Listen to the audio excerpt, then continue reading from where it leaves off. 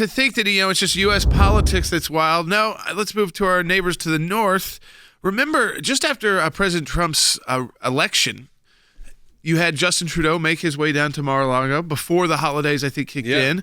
And immediately. He was there for a couple of days at least and meeting with the president. And there was some interesting commentary from President Trump after that about buying Canada and 51st state. Him being the governor, but really just being tough on the imports from Canada, the price differences in medication, things like that. And knowing that, again, we're allies, but that we want to make sure that there's parity there between the trade deals and issues like that.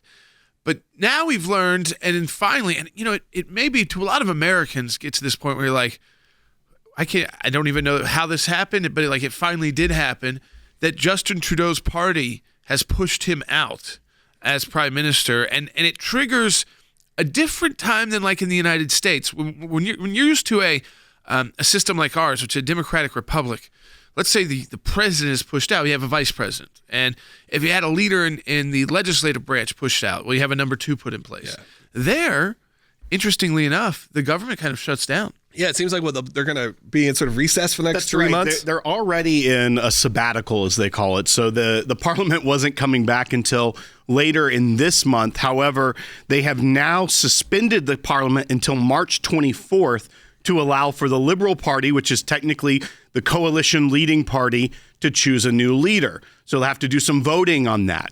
But then the Conservative Party has already mentioned and said that they are going to immediately do a no confidence vote as soon as they come back in March. So after they get a new Liberal leader, which will be the prime minister, at least for a very short time, they will then have a no confidence vote in Parliament, which can trigger new elections. Their deadline for elections was October of this year, but after this move by Trudeau, it does seem like we're looking for springtime elections in Canada.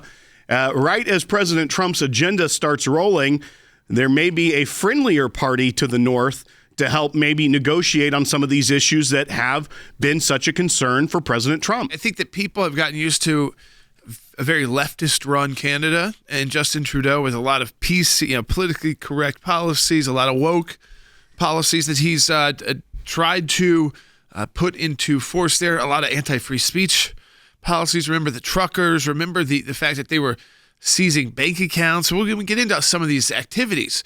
You might forget that before Trudeau, there was a pretty big conservative movement in Canada. It's not quite exactly the same as when you'd say conservative movement in the United States, maybe a little bit more similar to the UK's conservative movement. But I'd say in the sense that in this hemisphere, it's still it's somewhere in between the US and the UK's. It's a little more conservative than the UK too. It's a little more social. Yes, exactly. And so the question is, do they have the people to put forward to actually take charge here? Now, what is interesting is this: is it more chaos for the Trump administration to face, or is this showing the power of the Trump administration? I think it's a little bit of both, but honestly, Donald Trump right now is having great influence around the world without even being the president of the United States. Right. I mean, Trudeau was the belle of the ball for how many years? He was, everyone's favorite. Especially in the Liberal side, he was like the guidepost of the North. Everyone was like, look, I wish we had a leader like Trudeau, and look what happens. He was never an inevitable leader. Instead, he was a choice made by the Canadian people to choose someone who supports diversity, equity, and inclusion. Those were his policies.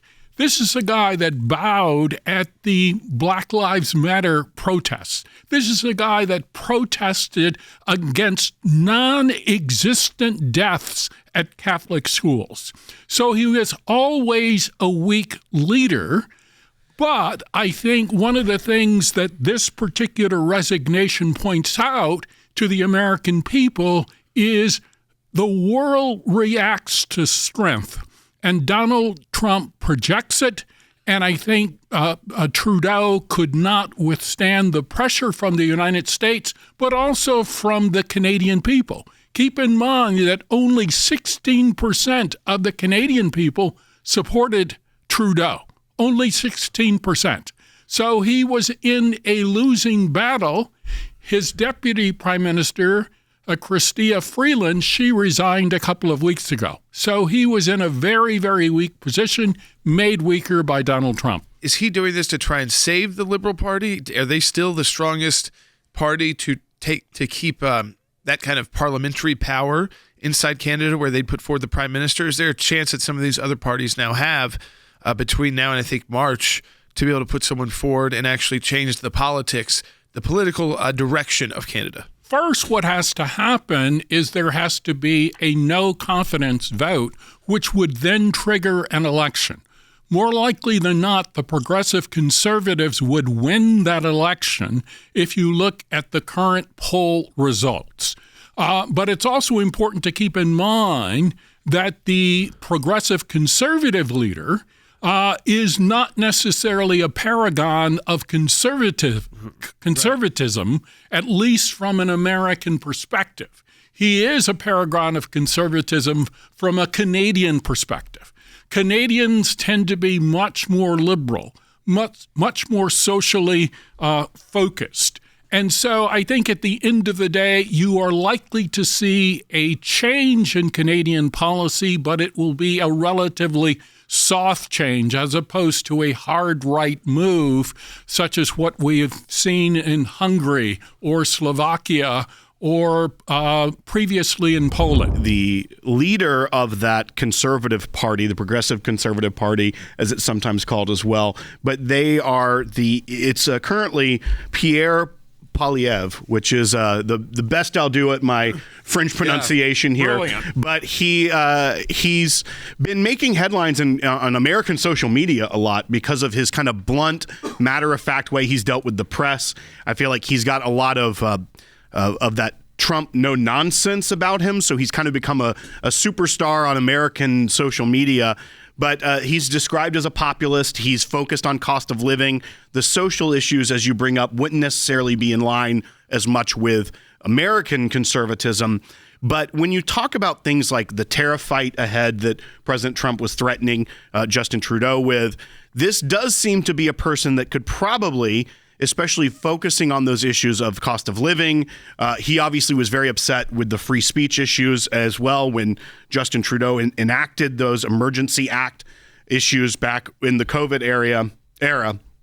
He does seem like someone that a Trump-style politician could work well with to maybe get around some of these things, which would be beneficial for both the Canadians as well as the Americans if negotiations can happen without the specter of Mr. Liberal Trudeau, who was put on every pedestal possible by the American elites. If you look at Pierre Poilievre, he's essentially Mitt Romney on social issues, but I think on economic issues, he's quite good.